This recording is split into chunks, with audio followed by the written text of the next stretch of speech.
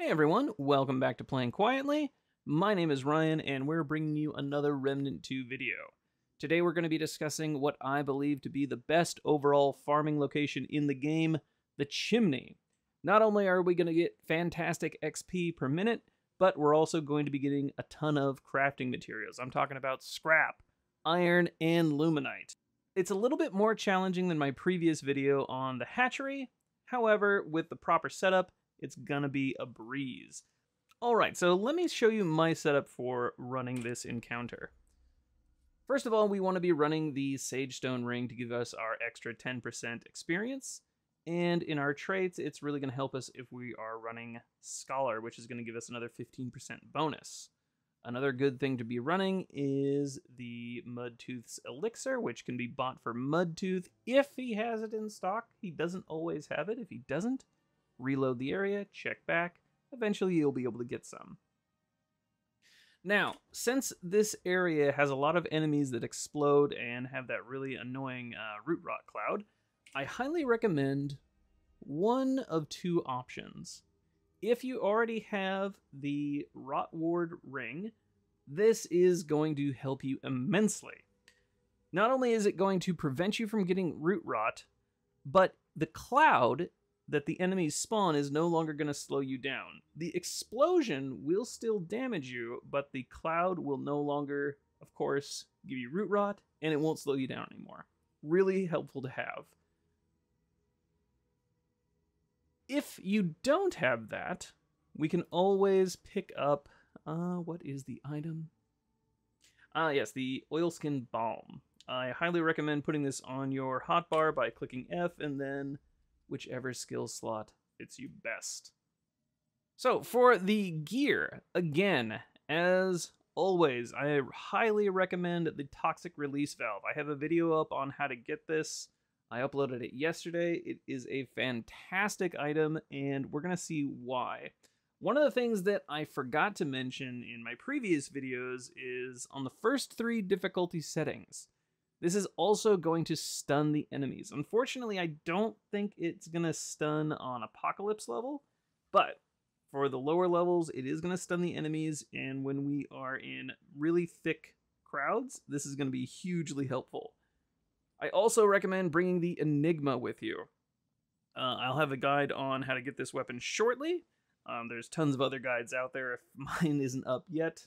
But yeah, this is going to be also hugely helpful for us.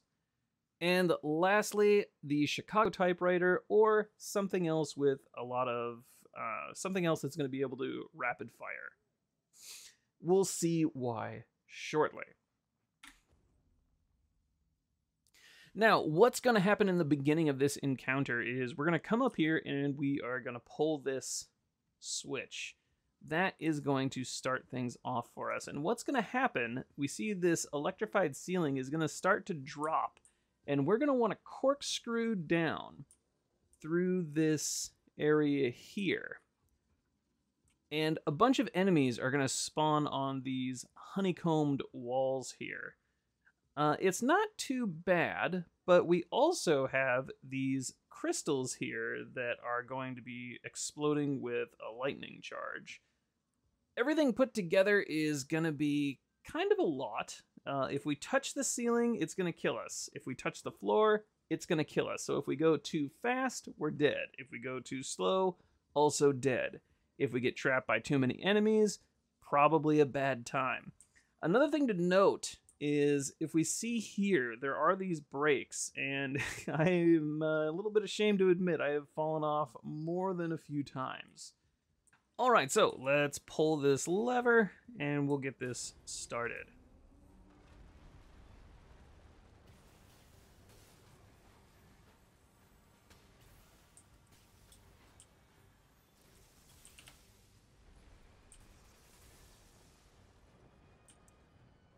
And we are right where we want to be, kind of just following this floor. Again, we don't want to touch it, because that will kill us. Let me see, we get that nice helpful stun.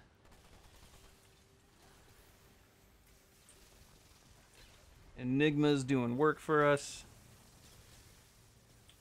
Ah, looks like there's a purple down there. I wonder what that is. I didn't see that on my previous playthroughs. Or my previous runs, rather.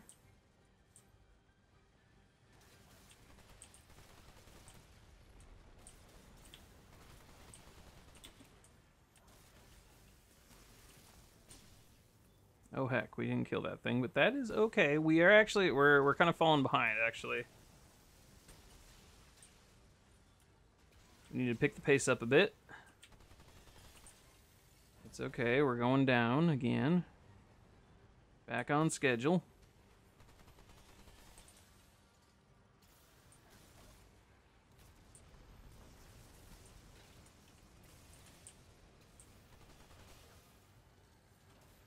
Oh heck.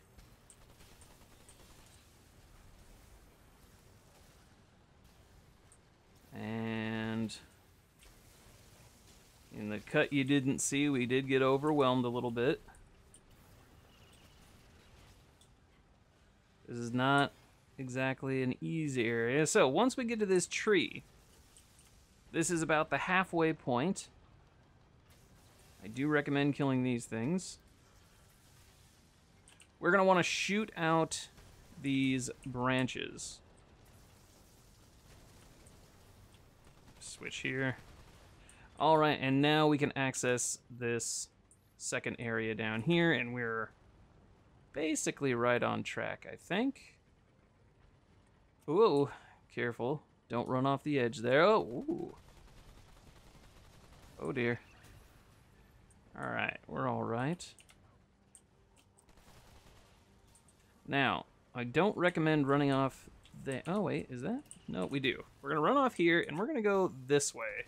It's going to be a big old shortcut for us. Although that seems to be why I missed it. There seems to be an item that I've missed, but that's all right. We can go back and get it when we're not making a video.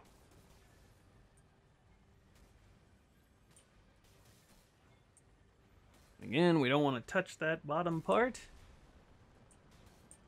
Coming up on this corner here is going to be kind of nasty. We're going to have a lot of enemies spawning.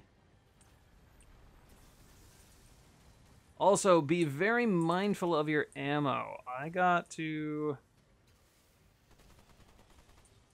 have almost run out more than once here.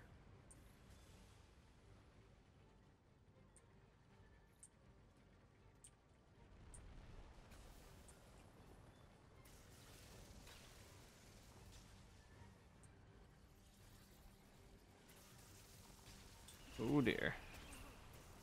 And we see that that cloud is not affecting us at all. We're just fine. Let's pick up some ammo while we're here. Alright, we do got to start moving though. Oh geez. Heck.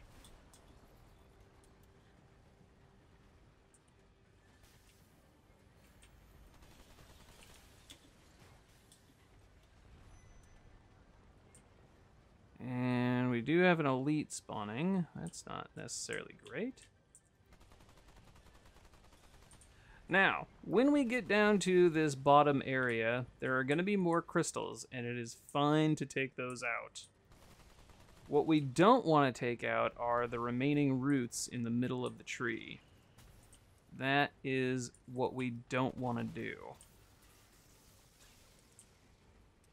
As long as we don't take out those roots, enemies are going to continue to spawn out of the walls here.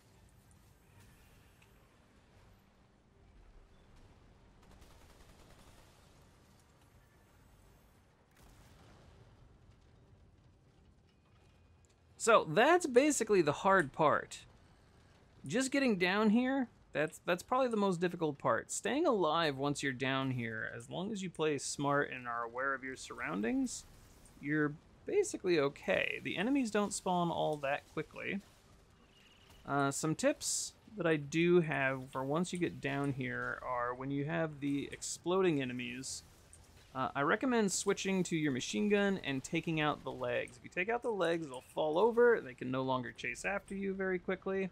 I think they do still crawl, but they're relatively easy to deal with. And we see, yeah, the ceiling's not dropping anymore. We just have enemies spawning. And we can start gaining all that experience, picking up all that scrap, iron, and when the elites spawn, some Lumenite. I did see somebody say that they didn't see an elite until 45 minutes after they started the event. That has that may very well be what happened with them, but that has not been my experience. My experience is quite a few elites will spawn. I'd say once every couple minutes. So do be ready for that. We are running a pretty efficient trash clearing spec that I'm going to be making a video on later. So yeah, this part of the game, this part of the farming section is quite easy, comparatively speaking. And again, this is the best overall farm, but from what I have seen, the tile set that I had for the hatchery was better experience per minute. We're getting a lot more materials from this map, but overall, I think, or overall in experience, I'm gonna say the hatchery's probably better.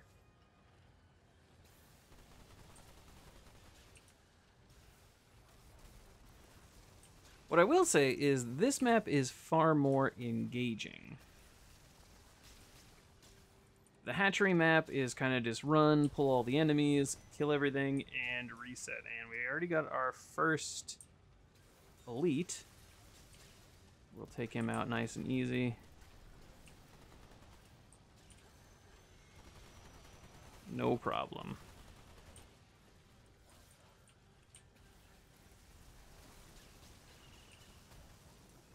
And I've really been enjoying the build that I have here. I think I mentioned before, I'm calling it the Elemental Shaman build. Alright guys, so that's going to do it for this video. Again, I think this is the best overall farm in the game. I do still think the hatchery, on my particular tile set that I showed previously at least, is better overall XP per minute. But this is the best farm in the game for everything. Okay, if you found this video helpful, hopefully I've earned your subscription. A like and a comment would also be appreciated. We will see you guys next time. Have yourselves a good one.